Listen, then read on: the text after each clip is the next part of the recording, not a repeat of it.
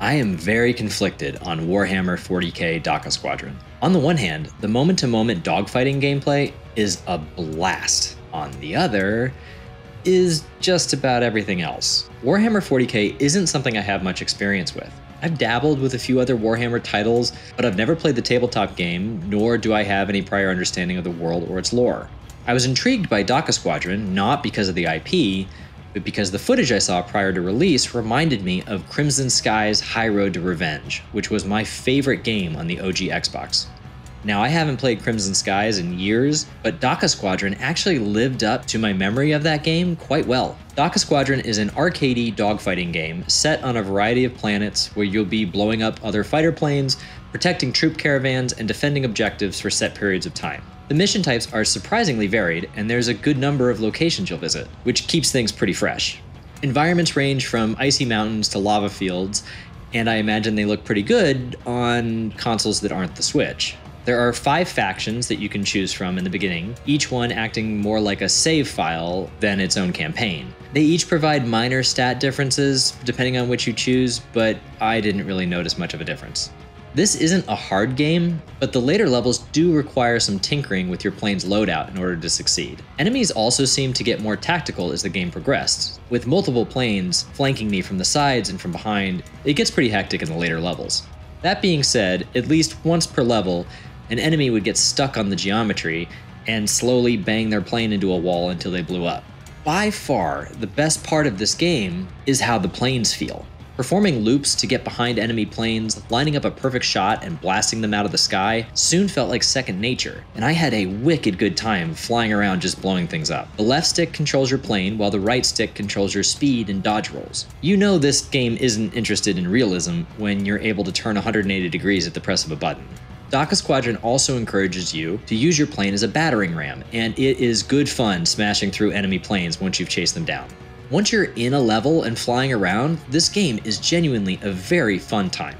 But, and this is a big but, everything else outside of that really sucks.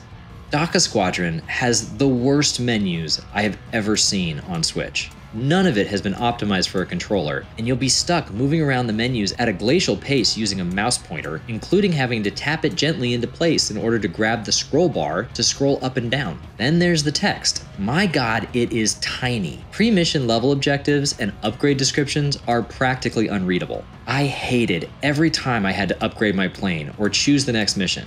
There are a good deal of unlockable planes and customization here too, but unfortunately, it's all buried in these god-awful menus. Practically, I could tell some difference in the way that planes flew, and the upgrades to things like brake speed make a big impact. But it's hard to feel motivated to try out different combinations of kit when you have to make these changes in these atrocious menus. I really hope this is fixed because it makes Dakka Squadron hard to recommend to anyone but the most forgiving gamer.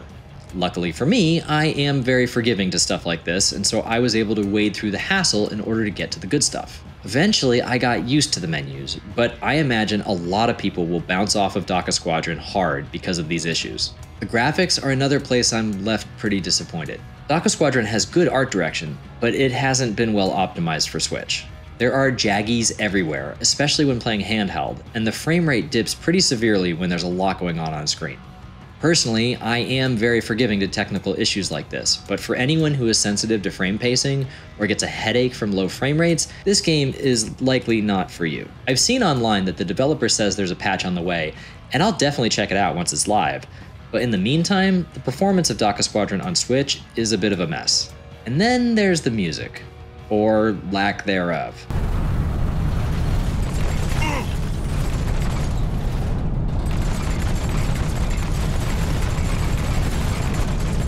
For some reason, nearly every mission lacks any music whatsoever. On occasion, the music will kick in, and it really elevates the whole experience. So why isn't there music for the vast majority of the game? Is it a bug or an intentional decision? I have no idea, but it was a real bummer flying around without any tunes to hype me up. The voice acting is really good though. Attention! Boys of the planet Durflesh, the Hispanic Skyburner's planet now! Join up, or we'll crump you right proper! It's all done in a sort of British slang, and it's fun to hear, even though the plot was lost on me. There is a story here, but I gave up on it pretty quickly and skipped over most of it. It felt made for people who are deep into Warhammer, and it might be excellent, but to me it just felt mostly like jargon. So all of that is to say, Dakka Squadron has some major issues, but you know what? I still had a really good time with it. The core dogfighting is great fun. The levels and objectives are varied, the different upgrades and weapons are meaningful, and it just feels good to play. But the menus, the graphics and performance, and the overall lack of polish really hold Dakka Squadron back. I hope the developers put out a comprehensive patch, because if these issues were fixed, Dakka Squadron would be a very easy game to recommend.